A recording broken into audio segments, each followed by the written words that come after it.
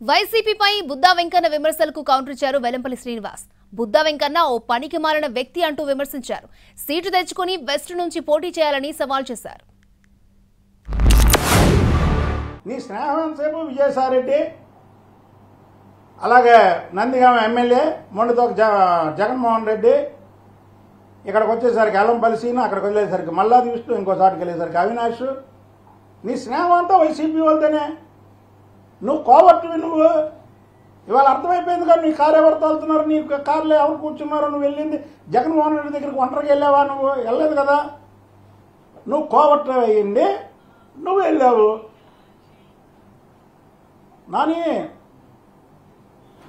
అసలు ఈ నాని పేర్లతోనే మాకు ఇబ్బంది ఉందా?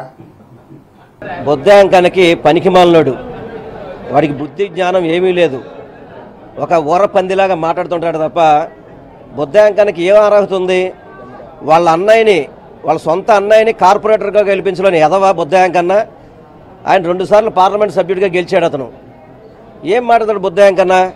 ప్రజాదరణ ఉంది అతనికి, ఏమన్నా నోరు ఉందిగా అని చెప్పిన ఓహో ఎగేసుకు పడ్డాను తప్ప ఒక ఓటు లేదు అతనికి, నుంచునే దమ్ము లేదు. నేను బుద్ధాంకన్న ఛాలెంజ్ చేస్తున్నాను, నీకు దమ్ము ధైర్యం ఉంటే చెప్పావు కదా నువ్వు వెస్ట్ నుంచి పోటీ చేస్తావని చెప్పని, పోటీ చేయమని చెప్పండి, అతన్ని సీటు తెచ్చుకోమని చెప్పండి.